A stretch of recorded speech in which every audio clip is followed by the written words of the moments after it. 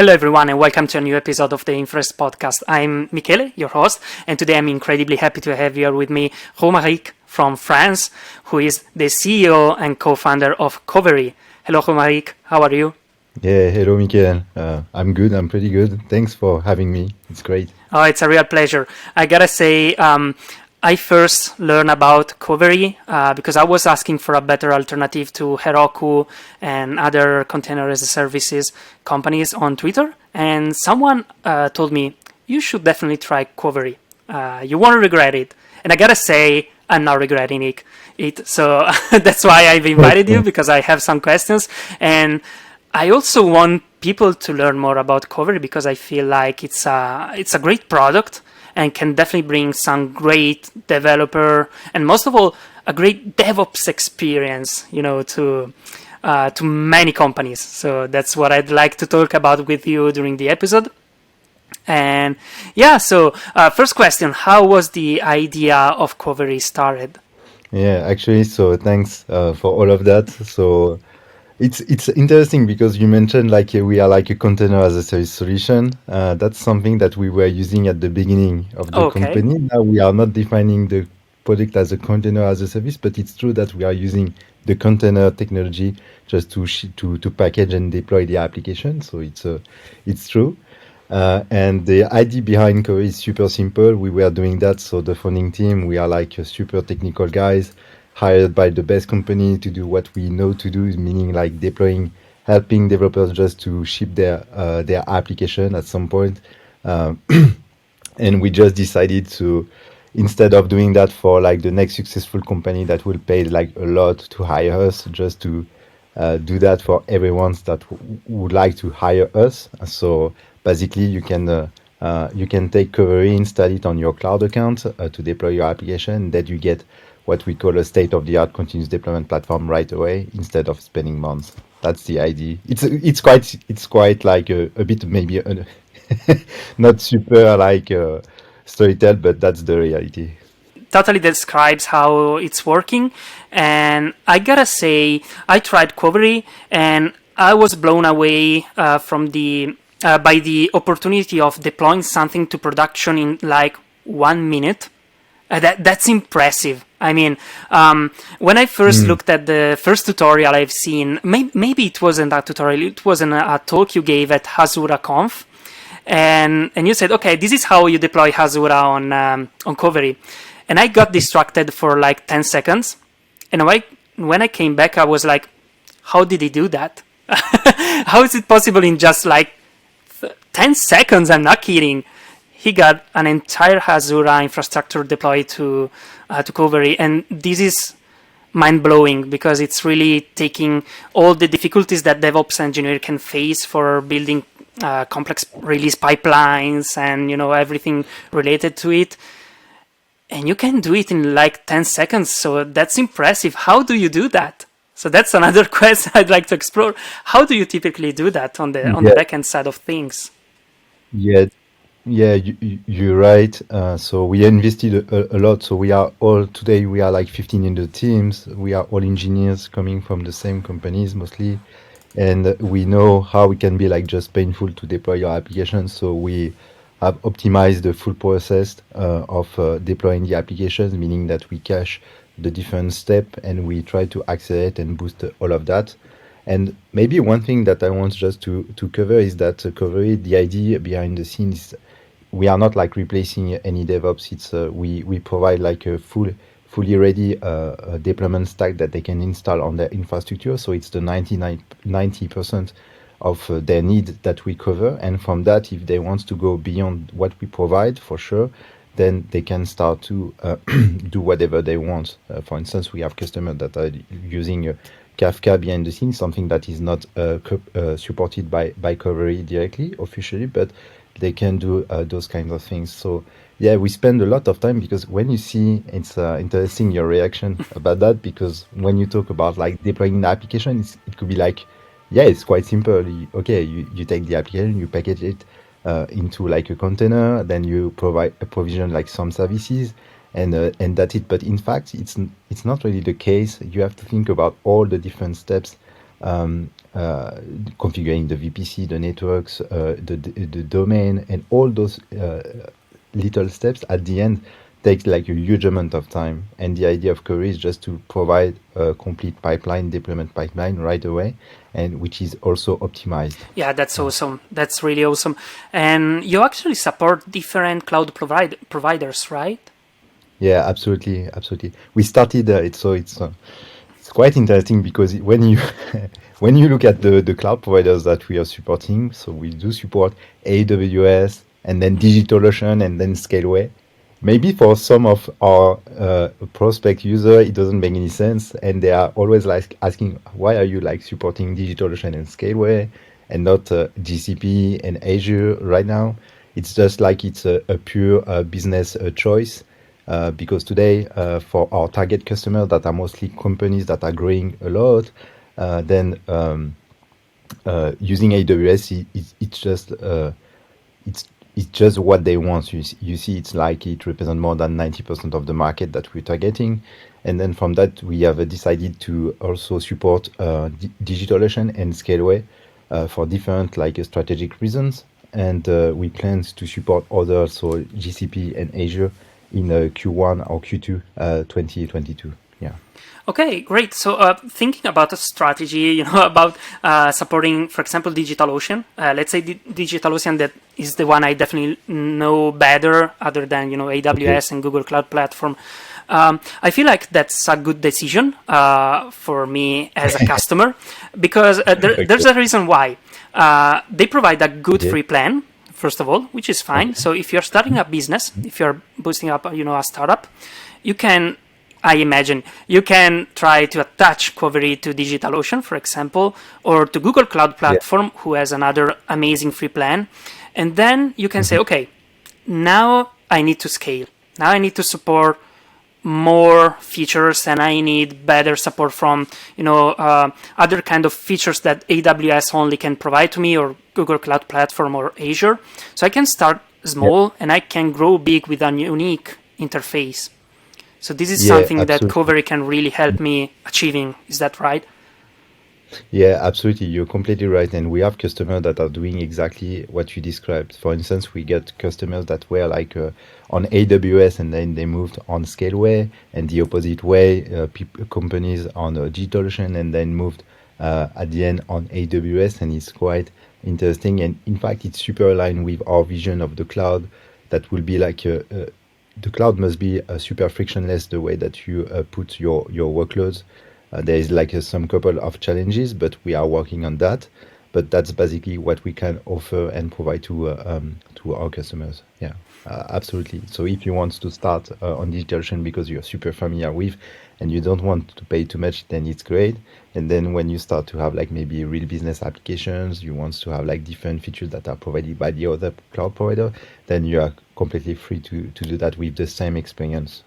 Yeah, absolutely. Yeah, and that could also help when migrating to, to another cloud provider, starting from, let's say, from AWS to Google Cloud Platform, just like Terraform does. And I know that Qovery supports Terraform notations, so that could also help, I guess.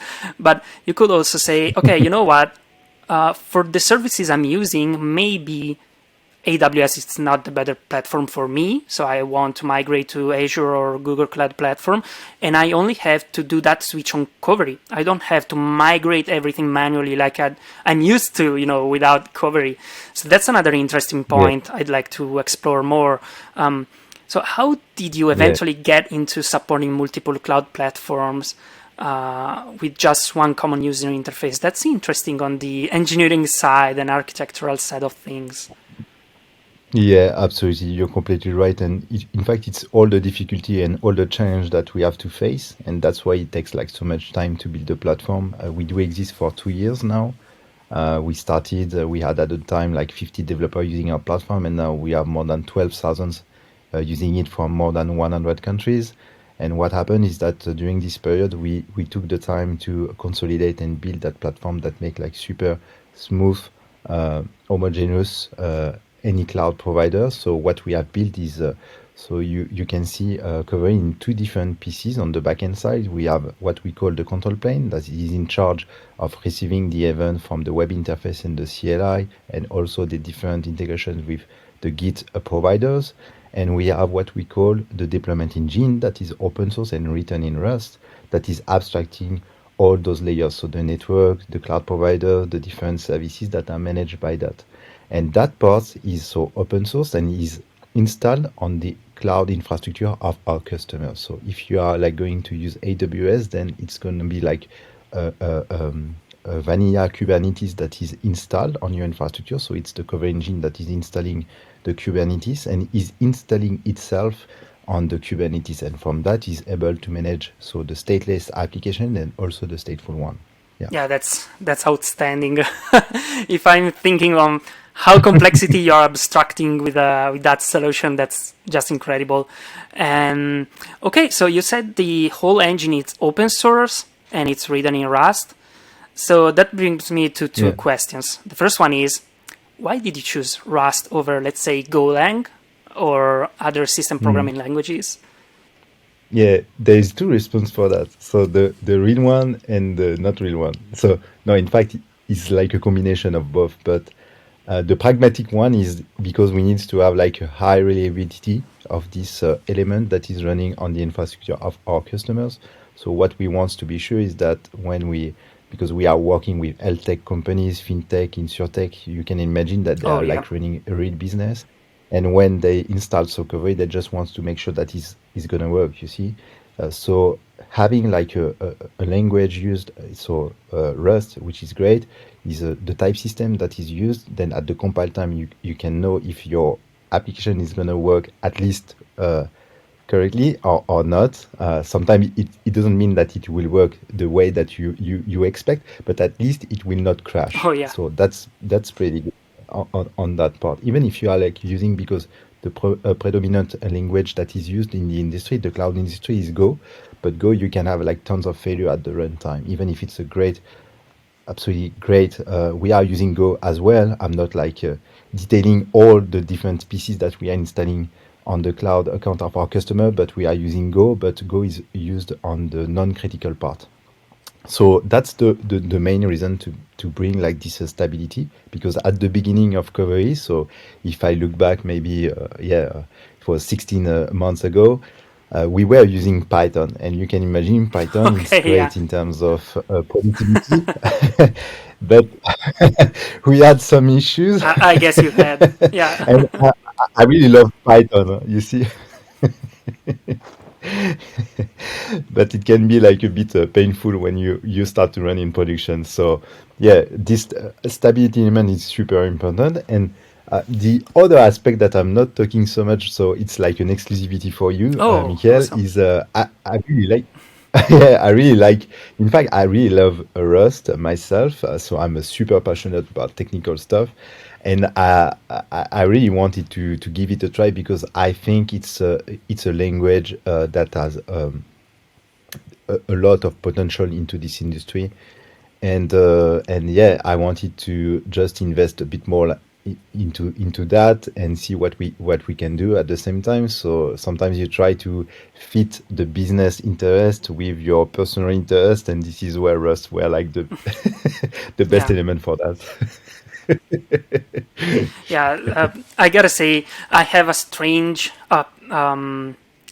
let's say, I have a strange relationship with Rust, and that's because I come from functional programming languages. I come from Elixir, a bit of Haskell, and when I do write code, I do mine write in a functional light way, and that doesn't always make the Rust compiler happy. Let's say that, because of the concept of ownership, of memory management and ownership, borrowing, whatever. Let's say I have to change my mind when I do write Rust, and I don't do write it a lot because I'm still learning, but I definitely see the advantage in learning more about Rust, because I can clearly see how powerful it can be. And yeah, so I guess I have to hang on Golang and invest myself more on Rust.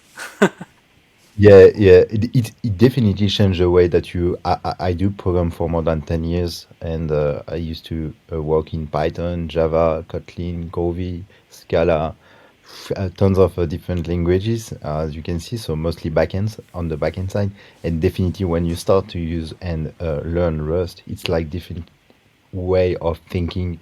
You be like better product, better application, even in other languages. It's great. For instance, we have like something that is concrete.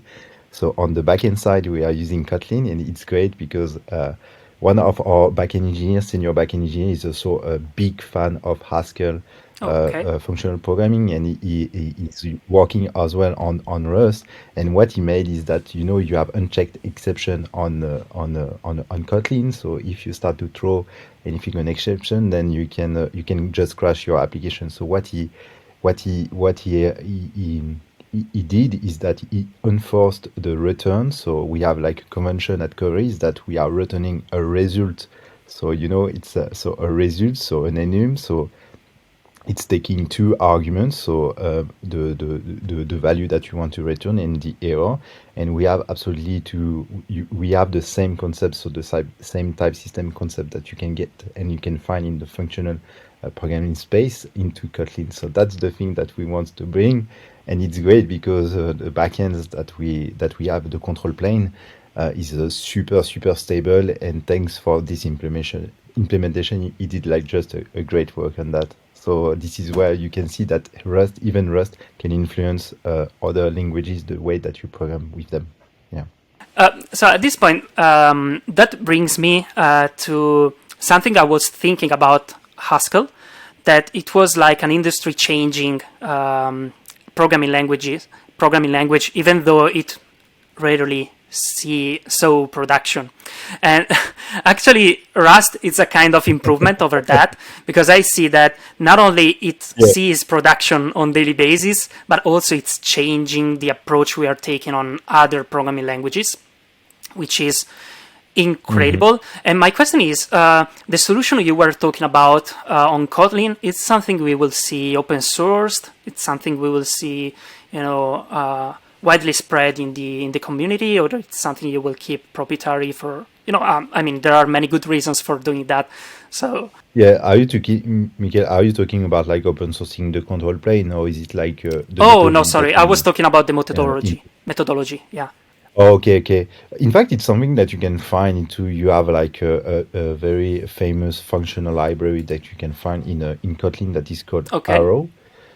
You have this concept, but we are quite efficient the way that we developed, and you don't want to bring like a library that is sizing maybe 10 megabytes just because you want to have access to those features. So we just re-implemented those features. It's quite straightforward. So it's something. In fact, if you are looking for that, I can give you even like share a link into like a common library, public one. Yeah. Okay, great. Yeah, I'd like that. And okay, that's Yeah. that's awesome. And one other question: I've seen that you have. Mm. I'm going out of topic totally right now because I have many questions and too little time. But as always, I'm yours. okay, that's awesome. So, talking about your CLI and talking about your user interface, they are both Yeah. awesome for what I tried. And it's incredible how easy it is to set up Qovery using a command line. And what's your so taking your point of view, what's your preferred way for using Qovery at this point? User interface, command line? Because I've seen you put too much effort into both, and I'd really love to understand if you had any preference from your current point of view.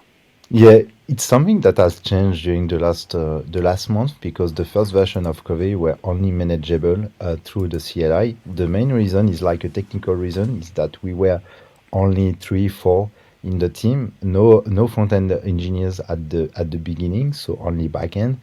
And it was like the easiest way just to launch the product. So we had this CLI available, and the idea behind Qovery is just to make all the things like in the GitOps way. So meaning that you have a configuration file that is versioned into your Git repository, and then you are able from that managing your application deployment and infrastructure. So it was great, but we started to have like some problems while we were like managing more complex infrastructure applications.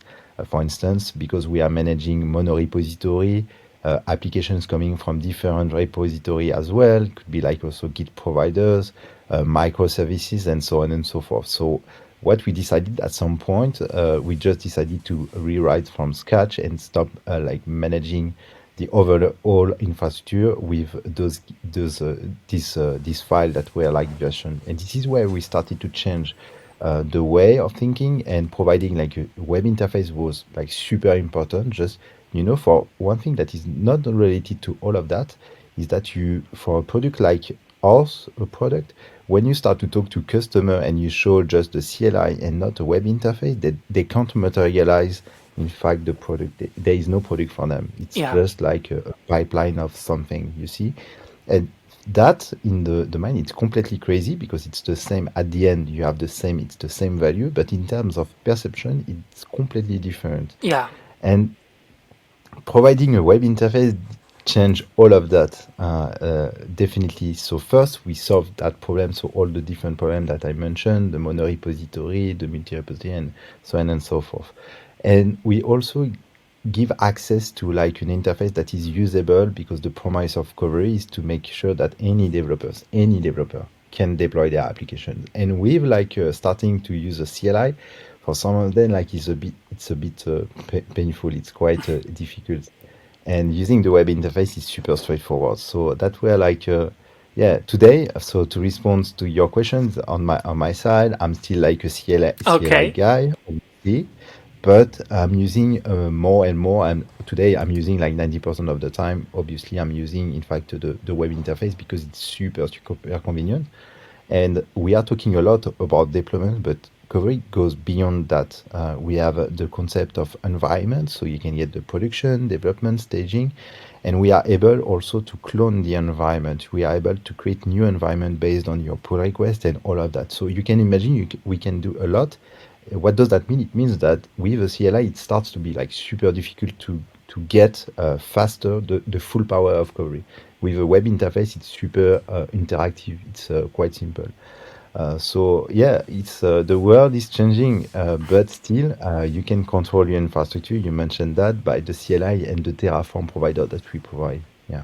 Okay, that's amazing. That's probably the answer I was waiting for.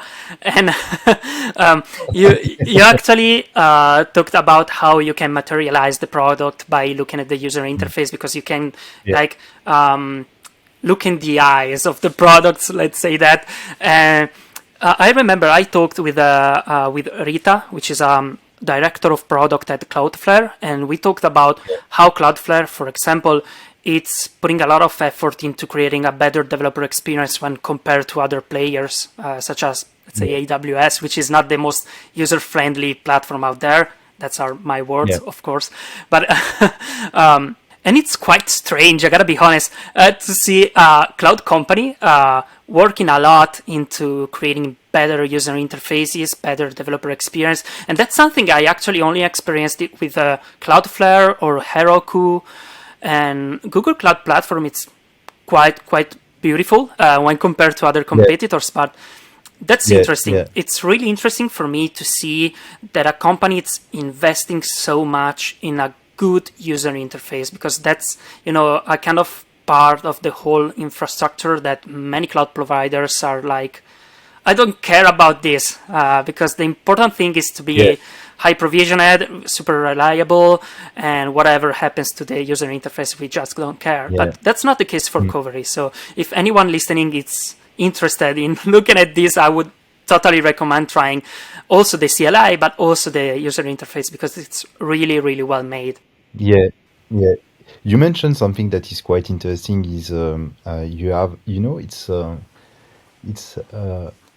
how it goes. You have so I think AWS, the culture of AWS is quite powerful, because the idea is they are like super customer focused. So what does that mean? It means why the experience sucks a bit on their product. It's not because they don't want to invest into that. It's because they make they want when they have like a customer. So the customer that they get on their first version of their product like 15 years ago, they want to make sure that those customer, if they don't change their code, then their infrastructure is still working as they expect. Oh yeah, And this sure. is something that you find only at AWS. It's crazy. They are completely customer obsessed, and it's great. It's great because it means that we have. It's what we try to do is to fixing their experience for the next generation of customers and developers, so that on top of their super reliable infrastructure. And that's something that I really want to put here is that AWS service in terms of infrastructure, it's great. Trust me. I made like I used to be like a system engineer 10 years ago in the financial industry, working like on different systems that were great, but managing production, it's like such a mess. It's crazy. And when I see, and we are using AWS in production for the control plane, the Qovery control plane, and since we have launched Qovery, we had like zero problem. It's crazy. I can't imagine the people that are behind like working on that. It's like Yeah, just yeah. crazy. For me, it's like completely crazy. Yeah, no, It's I get this. They are super, really. I don't even know how they do the magics that they are doing. um, yeah, I yeah, was they are doing mainly, magic. yeah, I was mainly talking about the user interface, which, Yeah, of the course, user. Yeah, you don't need it because you can do everything by their using any one CLI, so Google Cloud, yeah, Azure, yeah, whatever. You can always use the CLI, but it's also nice if you have a small project, you just want to try it, yeah, and also absolutely. at enterprise level, which is the current business line I'm focusing on at my daily job. We are developing at enterprise level, and when I have to deploy my POC, my MVPs, Oh yeah. it's kind of handy Oh to yeah. have a friendly user interface for deploying them without setting up Yeah, complex pipelines. So that's yeah. absolutely appreciated from my side.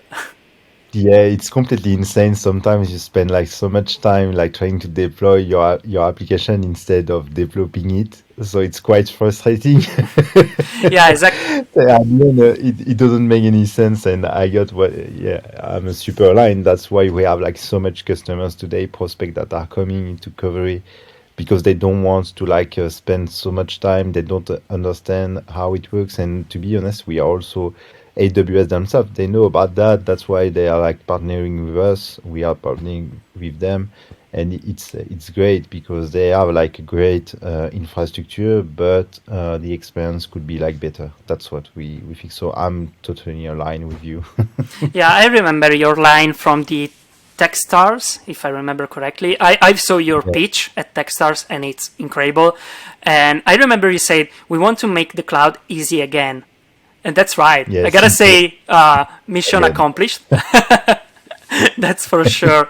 And, yeah, but it's not finished yet. We have like still a lot of things to do to make like even simpler. We want to support much more than just container. We want to support like lambdas, workers, gateways, tons of things that are like so common in the industry, just to make it sure that anyone can use that and get the full power, the full potential of those cloud providers, but in just like simple clicks. Yeah, Oh yeah, you that's the. actually anticipated my last question, which was, where do you see the Oh, future of sorry. Qovery? No, no, that's totally fine. I mean, I'm glad we got here, naturally, because it's super interesting. I have absolutely no idea how you can handle lambdas, for example, and that would be really interesting to know. Maybe in the future, maybe we can talk again about that because it's super interesting. That would be definitely a killer feature. So you're planning to support, let's say, Lambda queues or any kind of. Yeah, yeah. The it's what's good about that's maybe why I really like architecture. It's kind of Legos that you put all together to build what you need, and from those components you can build whatever you want today. And the idea is just to make like super as simple as plugging Legos all together. So that's exactly that. When you are building a production system, you are using queues, workers, lambda scripts. You are using external services that are not open source, obviously, and you are collaborating with your teammates. So we want to be like a kind of Figma today of the infrastructure. That's what we expect from Qovery. Yeah. Yeah, that's a nice picture. The Figma of cloud computing.